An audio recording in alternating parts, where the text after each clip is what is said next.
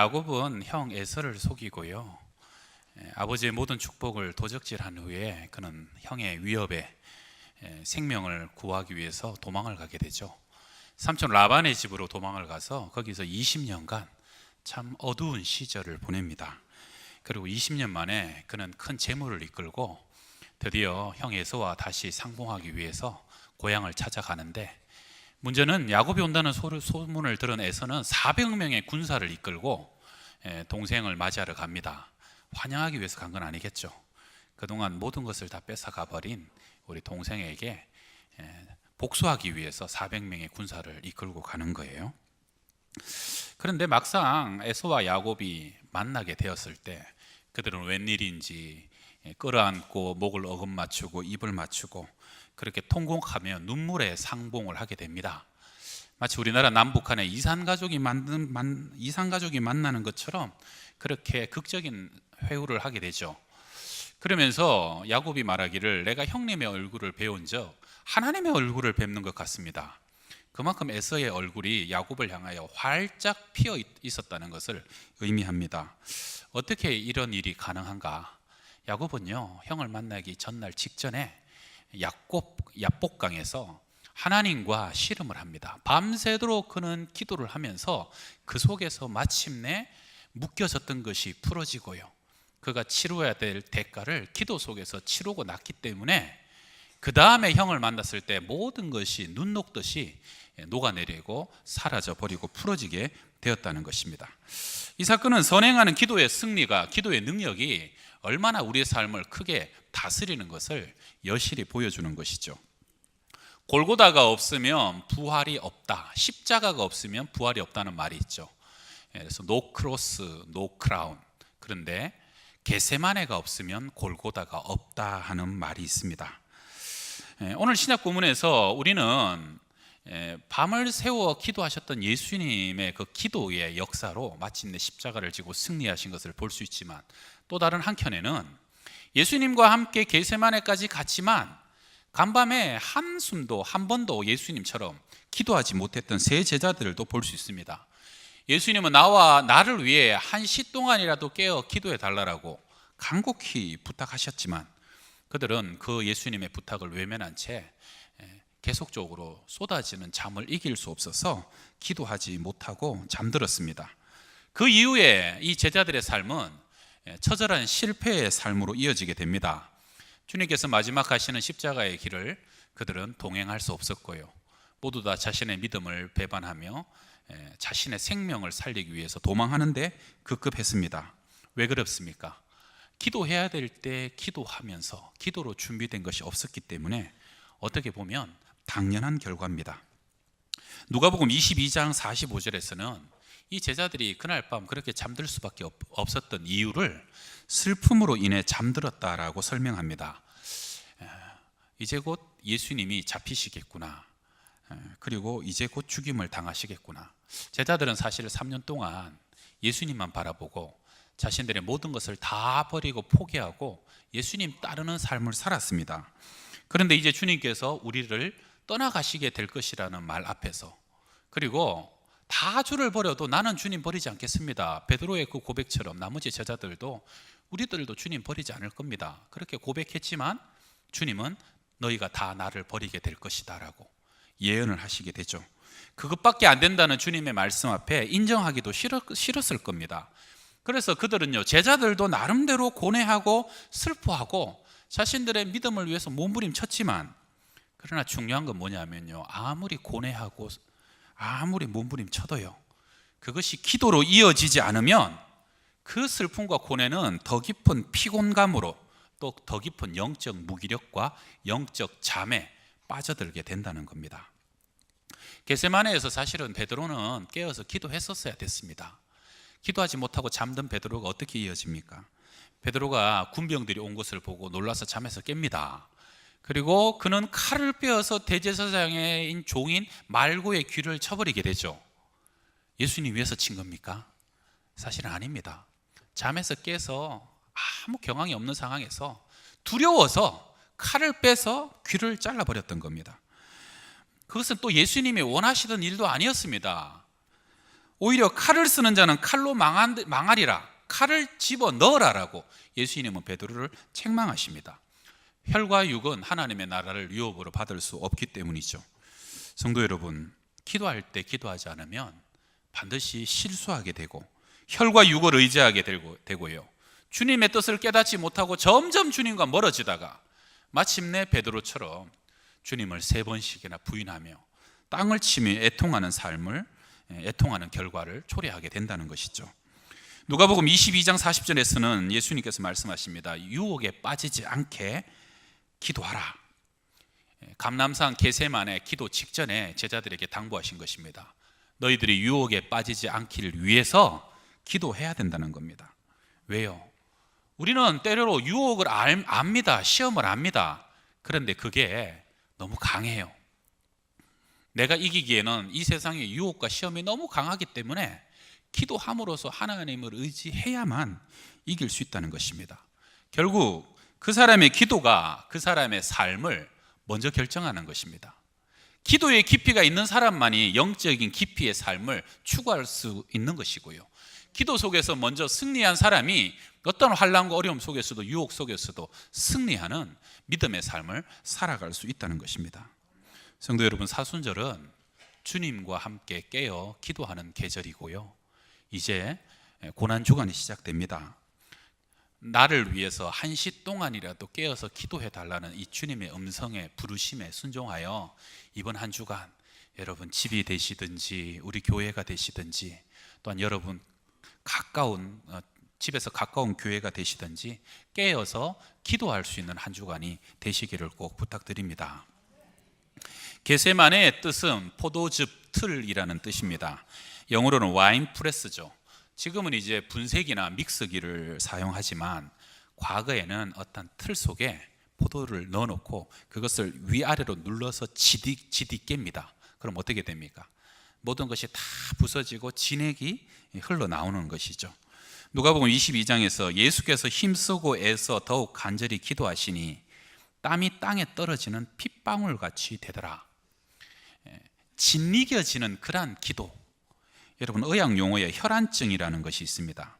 엄청난 스트레스를 받게 되면 땀샘에 있는 모세혈관을 파괴하는 화학 성분이 나와서 소량의 피가 땀샘에 섞여 나오게 되는 것입니다. 지금 예수님께서는요, 겟세마네에서 무엇인가에 짓눌리고 쥐어짜여지는 것 같은 고통의 기도를 드리고 있고 고통의 순간을 지나고 있는 겁니다. 내 마음이 심히 고민하여 죽게 되었으니 너희는 여기 머물러 깨어 있으라. 주님이 친히 하신 말씀입니다. 내가 너무너무 고민하여 죽게 되었다는 것이에요. 내가 죽게 될 정도로 그렇게 고통스러운 시간을 지나고 있으니 너희들이 나를 위하여 조금이라도 깨어서 기도해 달라는 것입니다. 우리가 영화 패션 오브 크라이스트에 보게 되면 멜 깁슨 감독이 예수님 시대의 역사적인 고증을 통해서 그 시대의 십자가형이 어떤지를 아주 사실적으로 잘 묘사해 놨죠. 그 영화를 보다 보면 너무 잔혹해가지고 사실은 몸서리 쳐지는 장면도 많습니다. 태형 39가닥의 채찍으로 만들어진 채찍입니다. 그 채찍 끝에는 뼈 조각과 쇠구슬이 함께 메어져 있습니다. 그래서 손은 기둥에 묶어놓고 병사가 뒤에서 목과 덩어리와 엉덩이와 허벅지 부분을 그렇게 내리칩니다. 그러면 그 뼈가 살점에 박히면서 그것을 내리쪄서 당길 때마다 살점이 찢어지는 형벌입니다.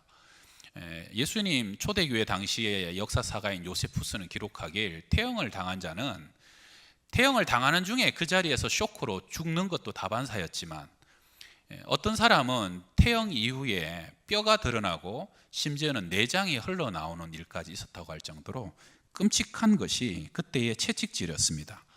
예수님은 밤새도록 로마 병사들에게 조롱당하고 희롱당했습니다. 눈을 가리우고 한 사람이 주님의 뺨을 때리고 누가 때렸는지 선지자 노릇하라. 그 시간도 주님은 힘겨웠을 것이지만 온 백성들과 대제사장과 사내들은 공무원뿐만 아니라 온 백성들이 십자가에 못 박아라, 십자가에 못 박아라. 그 외침 속에서 주님은 처절한 고독함과 외로움을 느꼈겠죠. 의지하던 제자들은 이미 다 도망가고 제자들은 떠나가고 없었습니다. 그리고 주님은 홀로 비아 돌로로사라고 일컬어지는 십자가의 길을 십자가를 지고 홀로 올라가다 이미 지칠 대로 지친 몸은 차마 십자가의 그 무게를 감당하지 못해서 구레네 시몬을 통해서 대신 십자가를 지게 가고 하고요. 마침내 골고다 언덕에 올라서 손과 발에 못 박히고 그리고 물과 피를 쏟으면서 주님은 죽어가셨던 것입니다. 그리고 주님의 이 육체적인 정신적인 고통 위에 또 하나 더 깊은 고통이 있었으니 그것은 바로 하나님과의 영적 단절이었습니다. 예수님은 한 번도 하나님과 친밀한 관계가 파괴되어 본 적도 없고 끊어진 적도 없는 분이었습니다. 예수님은 처음부터 사람의 위로와 인정을, 칭찬을 구한 분은 아니었어요. 주님은 고향 나사렛에서부터 공생의 초기부터 배척받는 삶을 살아셨습니다. 가족들조차도 주님을 이해하지 못했어요. 미쳤다는 소문을 믿고 예수님을 붙잡으러 왔던 것이 그의 가족들이었고요. 제자들조차도 사역하는 동안 예수님의 삶의 진정한 의미를 다 깨닫지 못해서 누가 더 크냐, 누가 더 높으냐 싸우기 일쑤였습니다. 마지막 겟세마네에서도 한 제자도 함께 기도하지 못했고요. 예수님을 따르는 수많은 무리가 있었지만 그들도 빵 5병이어의 기적을 맛볼 때는 임금 삼으려고 했지만 그러나 그들은 곧 물질을 주신 분이 아닌 것을 알고는 다 떠나가고 헤어지기 일쑤였습니다. 그리고 예수님 입성하신 날 호산나라고 그렇게 소리쳐 외치던 그 많은 군중들은 일주일도 되지 않아서 십자가에 못 박아라, 십자가에 못 박아라 소리 지르기 시작했던 것입니다. 사람으로서는 어떤 사람도 위로와 힘이 되지 못했습니다. 그러나 예수님은 이 땅 위에서요 하나님과 처음부터 온전히 하나이셨습니다. 하나님의 말씀 앞에 철저히 순종하셨고 하나님은 언제나 주님을 도와주시면서 주님의 모든 사역을 이룰 수 있도록 두 분은 함께 하셨습니다. 주님은 그 피곤하고 바쁜 와중에도 새벽마다 밤마다 한적한 곳에서 하나님과 함께 대화하며 기도하는 것이 그분에겐 가장 큰 힘이었고 위로였고 능력의 근원이었습니다. 아버지가 내 안에 계시고 내가 아버지 안에 있으므로 많은 열매를 맺고 풍성한 사역이 가능하다라고 말씀하셨고요. 그래서 예수님은 한 번도 하나님과 분리되거나 하나님께서도 예수님으로부터 당신의 얼굴을 거두고 숨기신 적은 전혀 없었던 것입니다. 그러나 골고다에서만큼은 하나님은 철저하게 예수님을 버리셔야 했었습니다. 왜냐하면 온 인류의 죄와 저주를 예수님 한 몸에 쏟아 부으셔야 했기 때문입니다. 주님은 태초로부터 모든 인생이 지은 모든 죄와 저주와 허물을 그 몸에 쏟아 부음을 당하셔서 그렇게 그 저주 속에서 홀로 버림당하시고 철저히 단절되었어서 죄의 대가를 지셔야 했기 때문에 하나님은 예수님을 버리셨어요. 지옥 깊은 구덩이 음부까지 주님을 내던질 수밖에 없었다는 것입니다. 마가복음 15장 제6시가 되매 온 땅에 어둠이 임하여 제9시까지 계속하더니 제9시에 예수께서 크게 소리 지르시되 엘리 엘리 라마 사박다니 하시니 이를 번역하면 나의 하나님 나의 하나님 어찌하여 나를 버리셨나이까 하는 뜻이라. 우리 찬송도 있죠. 주 십자가 못 박힐 때 그 해도 비릴고 그 밝은 빛 가리워서 캄캄케 되었네. 하나님은 당신의 얼굴을 거두시고 온 세상에 거기에 대한 표징으로 깜깜한 어둠을 주셨습니다. 그리고 그 속에서 예수님은 나의 하나님 나의 하나님 어찌하여 나를 버리시나이까 하는 절규의 외침. 태초부터 하나 되었던 그분은 그날 온전히 갈라지셨고 격리되셨고 분리되셨습니다. 가장 사랑하는 사람에게까지 버림을 당하고 마지막까지 붙잡고 있던 하나님에게 버림을 당하고요. 한 번도 떨어져 본 적도 없고 내쳐져 본 적도 없던 예수님은 그 깊은 음부의 수렁까지 내쳐짐을 당하게 되었다는 것입니다. 그래서 주님은 하나님께 기도하셨던 것입니다. 내 아버지여, 만일 할만하시거든 이 잔을 내게서 지나가게 하옵소서. 그러나 나의 원대로 마옵시고 아버지의 원대로 되기를 원하나이다. 저와 여러분은 그러한 예수님의 고통과 사랑과 대가 지불 때문에 구원받았고 오늘 이 영광스러운 생명의 자리에 앉아 있는 줄 믿습니다. 그 주님을 우리가 영원히 찬양하며 노래하며 살아갈 수 있기를 바랍니다. 다시 게세마네로 돌아가면요, 예수님은 세 명의 제자 베드로와 요한과 야고보를 데리고 게세마네를 가셨지만 결과적으로 그 세 명의 제자는 도움이 되었습니까? 안 되었습니까? 도움이 안 되었죠. 그러면 세 제자를 게세마네까지 데리고 가신 것은 의미가 있었습니까? 없었습니까? 그것이 의미 없지는 않았었죠. 어떤 의미였을까요? 여러분, 사도행전 6장에 보게 되면 바울이 되기 전에 사울이요, 스데반을 돌로 쳐 죽이는 장면이 나옵니다. 스데반이요, 사도행전 6장에서 아주 긴 설교를 하게 됩니다. 그 설교를 듣던 사울과 유대인들은요, 이를 갈며 귀를 막으며 달려들어서 스데반에게 돌을 던지기 시작하죠.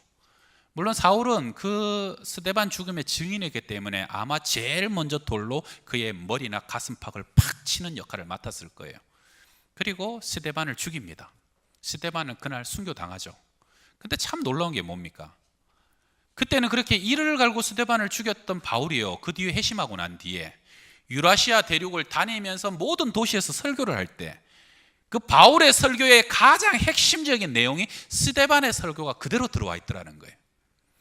이를 갈며 들었던 설교가요, 어느 순간 바울의 설교의 핵심으로 새겨져 버렸다는 겁니다. 그리고 그날 스데반이 죽을 때 마지막 외침이 보라 하늘이 열리고 인자가 하나님 우편에 서신 것을 보노라, 예수를 외치면서 스데반이 마지막으로 죽었는데 바울도 마지막에 죽을 때요, 참수당하여서 목이 떨어지면서 그 떨어진 목이 예수 예수 예수 3번 외치고 예수 이름 외치고 죽었다는 겁니다. 바울은요, 그때 스데반의 이를 갈면서 들었던 그 스데반의 설교, 그리고 돌 던지면서 보았던 그의 얼굴이요, 자신도 모르게 평생 사역에 가장 큰 힘이 되었습니다. 나도 언젠가 스데반처럼 죽임을 당하게 될 것이다. 얼마나 많은 사람들이 바울의 전도 여행을 핍박하고 바울을 위협했습니까? 바울은요, 인간이 보통 사람이었다면 수없이 포기할 기회가 많았을 거예요. 근데 그때마다 바울을 잡아줬던 것은 스데반의 순교 장면이었습니다. 하늘이 열리고 예수님이 하나님 우편에 서셔서 나를 마중하는 것을 보노라. 나도 언젠가 저 스데반의 저 죽음처럼 거룩하고 영광스러운 죽음으로 주님의 품에 안겠다는 그 일념이 바울 안에 있었다는 것입니다. 여러분, 사람을 때려 죽이면서도요, 그것이 진리라면 언젠가는 그것이 가슴에 새겨지고 그 얼굴의 영광의 빛이 내 얼굴에 비치게 되는 겁니다. 예수님도 그날 밤에 돌 던질 만큼 가셔서 하신 기도가 그 잔잔한 겟세마네 감람산에서 제자들은 잠들면서도 그 기도를 다 듣는 것이에요. 고뇌하고 사투하시고 몸부림치시는 그 예수님의 기도를 그날 그들은 잠결에서라도 하나하나 그들의 가슴에 새겨져서 이후에 주님이 부활하시고 승천하시고 이 세상을 떠나고 난 이후에 그 베드로와 야고보와 요한이 주님의 자리에 가서 주님 대신 기도하기 시작하는 것이에요. 많은 고난과 핍박 속에서 그만두고 싶고 포기하고 싶고 안정감 속에서 그만 주저앉고 싶을 때마다 그럼 뭐라고 기도합니까? 아버지를 외치면서 아바 아버지 하늘 아버지, 나의 소원은 이거지만 그러나 내 뜻대로 마시고 아버지의 뜻대로 되기를 원하나이다. 그 예수님의 기도를, 그 기도의 자리에 이제 그 제자들이 가서 주님의 못다한 몫을 다하는, 그래서 예수님은요, 그날의 기도는 제자들에게 기도가 무엇인지 새겨주는 기도의 모델이 되었다는 것입니다. 성도 여러분, 잠자면서도 듣는 건 듣습니다. 잠자면서도 배울 거는 배웁니다. 저는 여러분들의 자녀들이요, 특별히 잠결에서라도 부모님의 기도 가운데 잠들고 부모님의 기도 가운데 깰 수 있는 자녀들이 될 수 있는 기회를 여러분이 제공하시길 바랍니다. 자녀들이요, 진짜 아플 때, 약도 듣지 않을 때 엄마가 품에 간절히 안고 그 아이를 위해서 해준 기도를 잊지 못해요. 그리고 평상시에 엄마 품에서 기도하는 그 엄마의 기도 소리에 잠드는 아이들, 그리고 새벽에 어느 날 눈을 떴더니 아버지가 내 머리에 안수하고 나를 위해서 기도하고 있더라. 그 기도 소리에 잠이 깼던 기억들을 잊지 못한다는 것입니다. 여러분, 사람은 떠나도 기도는 살아서 역사됩니다. 이 기도의 놀라운 은혜가 자녀들에게 흘러갈 수 있도록 우리가 사순절 기간 동안이라도 자녀들과 함께 기도할 수 있기를 바랍니다. 5월 말에요. 5월 말 마지막 주에 이제 우리 부흥의 강사로 오시는 양은승 교수님이라는 분이 계십니다. 이분은 한국에서 가정사역이란 말을 처음 사용하셔서 가정사역의 데모로 여겨지시는 분인데요. 저는 이제 개인적으로 저희 은사님이기도 하시고 목사님 사모님인데 그분에게 아들이 한 명 있는데 현진이라는 형제예요. 근데 이 아들이 목사님 아들인데 이렇게 뭔가 못마땅한 것이 많았던지 성장기에 방황하는 삶을 좀 살았어요. 그래서 한 번은 이제 집을 나가가지고 며칠을 들어오지 않았던가 봐요. 근데 놀 때는 좋았는데 나중에 돈 떨어지니까 배도 고프고 돈도 없고 집에 들어가야 되는데 집에 가면 또 혼날 것 같고, 그래서 새벽이 다 돼갖고 지금쯤이면 다 주무시겠다, 몰래 들어가서 자야지.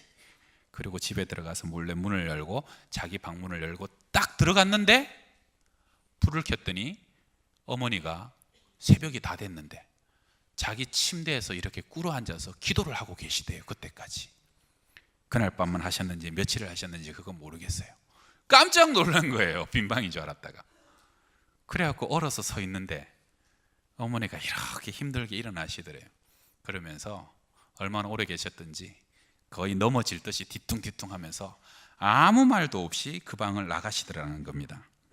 그러면서 그 형제가 저에게 그런 얘기를 하더라고요. 목사님, 차라리 그때 야단을 치고 매를 때렸으면 덜 무서웠을 텐데 저는 그날 밤에 침대에 꿇어 앉아 밤새도록 기도하신 어머니의 모습이 제일 무서웠습니다.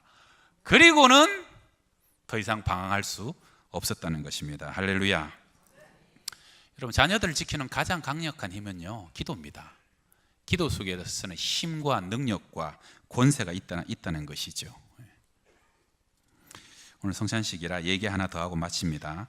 오늘 오후 예배 때는 1:1 제자 양육 수료식이 있는데요, 입학식과 수료식이 있어요. 이번에 담당인 박준영 목사님이 어제 제가 설교 준비하고 있는데 이번에 수료하시는 분들 간증이라고 한 장짜리 종이를 여러 장 가져왔어요. 제가 설교하다가 마치 힘이 들었는데 그걸 읽다가 제가 또 힘을 얻었어요. 근데 그 간증 중에 참 저에게 미소가 지어지게 하는 간증이 하나 있어서 여러분에게 읽어드리려고요. 손주들 봐주며 매일 반복되는 생활 속에 시간적 여유가 없어 1:1 양육 성경 공부를 하고 싶어도 할 엄두가 나지 않았으나 남편에게 집에서 양육받으면 어떨까 해서 신청하게 되었다. 처음에는 남편도 반대했고 나도 과연 부부가 같이 할 수 있을까 하는 의구심도 들기도 했다. 시간을 금요일 저녁이나 토요일 아침에 하기로 하고 1주차를 시작했다. 첫날은 너무너무 쑥스럽고 어색해서 서로 얼굴만 빤히 쳐다보고 있다가 용기를 내어 기도하고 성경을 읽고 쓰며 공부에 나갔다. 책에 있는 과제대로 말씀을 나누다 보니 점점 빠져들며 재미도 있고 은혜로웠다. 마음속 깊은 대화도 나누며 부부간의 정도 더욱 더 깊어지는 시간이었다. 공부를 통해 울고 웃고 위로받으면서 나 자신을 뒤돌아보게 되는 계기가 되었고 주님의 크신 은혜에 감사하며 성령 충만한 삶을 살아야겠다고 다짐해 본다. 손주 봐주는 할머니들은 다 훌륭합니다. 그것만으로도 훌륭한데 남편에게 양육을 받기로 작정을 했고 남편이 처음에는 반대했지만 결국 남편분도 함께 허락하여 두 분이 양육을 했다는 거예요. 1주차 때 책을 앞에 놔두고 두 분이 마주 앉아 있는데 여러분 생각만 해도 참 웃기지 않습니까? 여러분 안 웃기군요. 저는 웃겨요. 누군지를 여러분 모르시니까. 두 분이 앉아갖고 그래갖고 양육을 시작했다는 거예요. 근데 결과는 어떻게 됩니까? 재미도 있고 은혜도 받았고 부부간의 정도 깊어지고 울고 웃는 중에 나 자신도 돌아보고 위로받게 되었더라. 할렐루야. 저는 참 감사한 것이요, 보통 아내가 남편에게 당신 성경 공부 수료했으니까 나 좀 가르쳐줘요 그렇게 요구하기도 어려워요. 또 그런다고 남편이 그래 나랑 같이 공부하자 그럴 남자가 몇 명이나 있습니까? 그런데요, 내가 배웠기 때문에 또 다른 사람을 가르친다는 것, 내가 값없이 받았으니까 또 다른 사람에게 값없이 전한다는 것, 이게 복음의 정신입니다. 우리는 가만히 보면 우리는 모두 다 누군가의 희생과 섬김과 그 누군가의 기도로 이 생명의 자리에 나와 있는 거예요. 받은 사랑 없이, 받은 은혜 없이, 받은 것 하나 없는 사람이 이 구원의 자리에 나와 앉아 있을 수가 없다는 것입니다. 여러분, 우리 주님께서 우리를 위해서 당하신 그 대속의 십자가의 공로의 사랑이 너무 크지요? 너무 갚을 수 없는 놀라운 감격적인 은혜지요? 아멘 할 때까지 너무 크지요? 너무 감사하지요? 너무 고맙지요? 그래서 여러분, 그걸 전해야 됩니다. 주보에 이 한 장씩이 다 들어가 있어요. 초대장에. 우리 남택정 목사님이 굉장히 이쁘게 만드셨어요. 다음 주 부활절 예배는 우리에게 있는 사랑을, 우리에게 있는 생명을 평상시에 여러분 기도하고 또는 함께 예배 드려야 되는데 오지 못하는 우리의 가족들 여러분을 초청하실 수 있길 바랍니다. 가셔서 읽으세요. 나그네 인생길을 지나 우리가 장차 들어가야 할 부활의 기쁨을 나누게 될 이 귀한 자리에 소중한 딸아 너를 초청한다. 소중한 친구야 너를 초청한다.